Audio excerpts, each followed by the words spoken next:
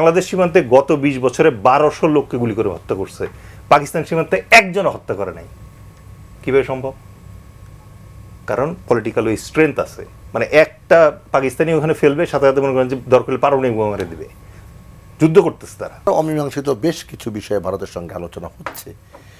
সেই দর কষাকষির ক্ষেত্রে আলোচনা কিংবা চাপ তৈরির কোনো উদ্যোগের অংশ হিসেবে কি এই পুশিন বিষয়টা হচ্ছে কিনা? ধন্যবাদ।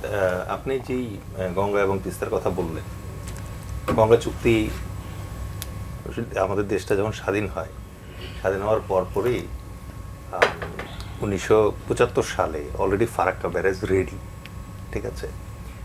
তো যখন ফারাক্কা ওপেন করতে চাইলো, তখনকার আমাদের রাষ্ট্রপ্রধান জানিয়েছিলেন শেখ মুজিবুর রহমান, এবং বাংলাদেশ প্রতিবাদ জানিয়েছিল।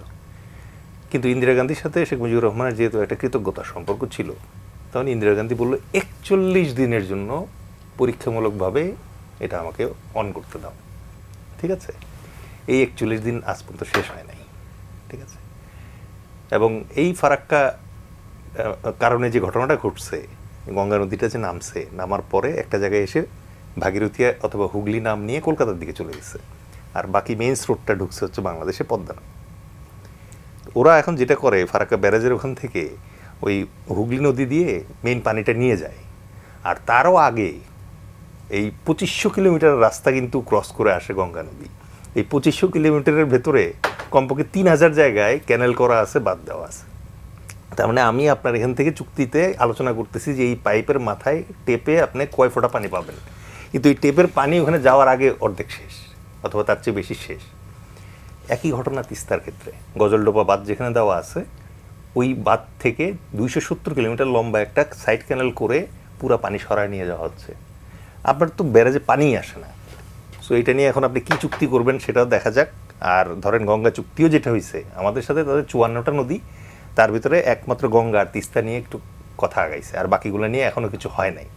এখন তাহলে গঙ্গার জন্য যেটা হয়েছে, গঙ্গার অলরেডি যে এক্সিস্টিং চুক্তি আছে, যেটা 96 গিয়ে শেখ হাসিনা করতে পারছিল একটা টাইম ফ্রেমে, তখন কংগ্রেসও ছিল না, তখন এই বিজেপি টিজেপিও ছিল না, একটা ইউনাইটেড গভর্নমেন্ট ছিল, ওই টাইমে এটা করে ফেলছে দেবগুরু সাহেবের সাথে। এখন ওইখানেও কিন্তু ইন্ডিয়া তার পূর্ণ স্বার্থ বজায় রাখছে। স্বার্থটা কি ব্যাখ্যা করে বললাম না, শর্টকাটে যেটা বলি, যে ওর জন্য পানি গ্যারান্টি করছে সে, ফুল ফ্লো পানি যখন থাকবে তখন 40,000 কিউসেক সে পাবেই, এটা ইনশিওর করছে। বাংলাদেশের জন্য কোনো গ্যারান্টি নাই, 35,000 কিউসেকের একটা গ্যারান্টি দেওয়া আছে, যেই টাইমে অলরেডি গঙ্গা নদীতে পানি সর্বনিম্ন পর্যায়ে থাকে। তো এটা গেল হচ্ছে গঙ্গা আর তিস্তার যেটা আপনি বললেন।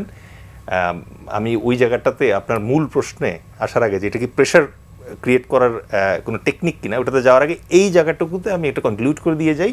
সেটা হচ্ছে যে আপনি 2টা নদী 3টা নদী নিয়ে আলোচনা করে ইন্ডিয়ার সাথে পারবেন না। আপনাকে 54টা নদী নিয়ে টোটাল বেসিন ওয়াইড আলোচনায় বসতে হবে।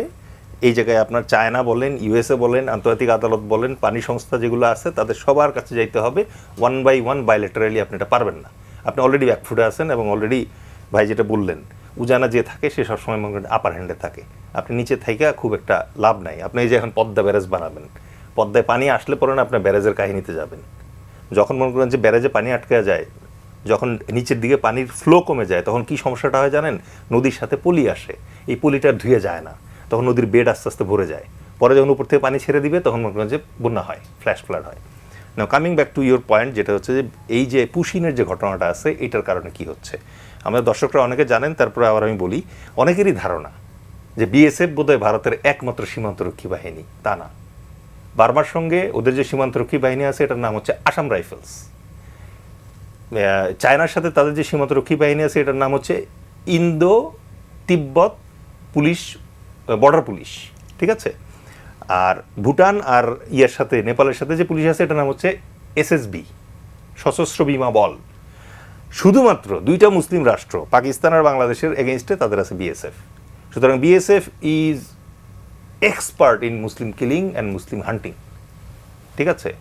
সুতরাং আমাদেরকে যেটা করতে হবে, ওরা যে বড় প্ল্যানটা করছে, এই প্ল্যানের জন্য আপনি এখন বিএসএফের হেডের সাথে বসবেন, বসে নতুন কি কথা বলবেন? এখন নতুন কথা বলার কিছু নাই, কারণ তারা একটা বড় পরিকল্পনার একটা অংশ হিসেবে কাজটা করতেছে, এবং তারা এই ফোর্সটাকে আলাদাভাবেই বানাইছে যেন তারা এক্সপার্ট হয়, বাংলাদেশের ভিতরে এক্সপেল করবে ওদের যে মুসলমান যারা আছে তাদেরকে ফার্স্টে বেওয়ারিশ বানাবে, তারপর বাংলাদেশিদের পুশ করবো, এই সাহস কেমনে পাইছে? কারণ আপনি রোহিঙ্গাদেরকে নিছিলেন, তখন এটা পাইছে সাহস। আচ্ছা, এখন এই জায়গাটাতে আপনি হয়তো প্রশ্ন করবেন যে তাহলে করণীয় কি আছে? করণীয়র ভিতরে আমি যেটা ফিল করি, সরকার যথেষ্ট করতেছে না। ভাই যেটা বলছেন, সংসদে এখন এটা হট টপিক হিসেবে ডিসকাস হওয়া উচিত, ঠিক আছে? এখন ধরেন সরকার করছে না, বিরোধী দলের পক্ষ থেকেও তো আলোচনা আনা হচ্ছে না। এখন তো আমরা ভোট দিয়েই তো তাদেরকে পাঠাইছি সংসদে। এই যে আমি বললাম, আমিও তো বিরোধী দলের একজন সদস্য। সংসদের কথা বলা হচ্ছিল, সংসদে এইটাই তো বিরোধী দল, সরকারি দল সবাইকেই দৃষ্টি আকর্ষণ করে। এখন জি, এটা জি।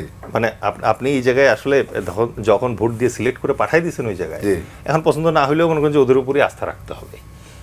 আপনি তাদের মেধা নিয়ে প্রশ্ন করতে পারেন, তাদের অ্যাকশনেবল মানে ফোর্স নিয়ে কোশ্চেন করতে পারেন, ইনিশিয়েটিভ নিয়ে কোশ্চেন করতে পারেন, but they are now our honourable prime minister, they are now our honourable member of the parliament. So তাদের হাতে এখন সময় দেওয়া লাগবে, অস্থির হওয়া যাবে না। যেইটা সরকার করতে পারে এই মুহূর্তে নাম্বার ওয়ান, সেটা হচ্ছে যে বিজিবিকে বারবার সামনে আনার মানে ঠিক হচ্ছে না, কারণ বিজিবি একটা ফোর্স। বরং আপনি বিএসএফকে অ্যাটাক করেন। কিভাবে অ্যাটাক? বিএসএফকে অ্যাটাক করেন এভাবে, বিএসএফকে যেন স্যাংশনের আন্ডারে আনতে পারেন। বাহিনীকে কিন্তু স্যাংশনে আনা যায়। ভাই কিছুক্ষণ আগে যেটা বললো, আমি স্ট্যাটিস্টিক দিয়ে বলতেছি, বিএসএফ আছে পাকিস্তান সীমান্তে, বিএসএফ আছে বাংলাদেশ সীমান্তে। বাংলাদেশ সীমান্তে গত 20 বছরে 1200 লোককে গুলি করে হত্যা করছে, পাকিস্তান সীমান্তে একজনও হত্যা করে নাই। কীভাবে সম্ভব?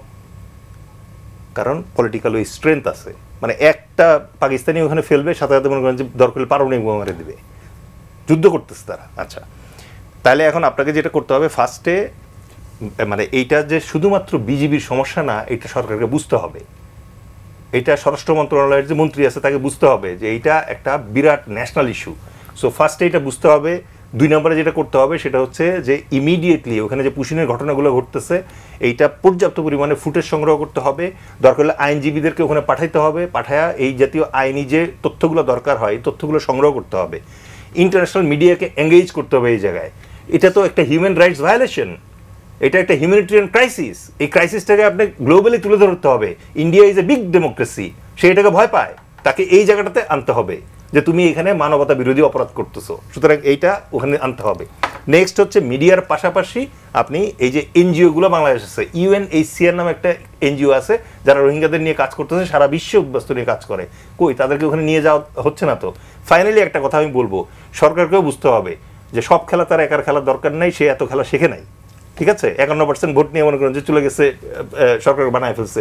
বাকি যে পলিটিক্যাল দলগুলো আছে তাদের কাছেও তো ব্রেইন আছে, তাদের কাছেও তো পরামর্শ আছে, তাদেরকে ডাকেন এক জায়গায়, এইটাকে নির্ধারণ করেন যে this is a national crisis.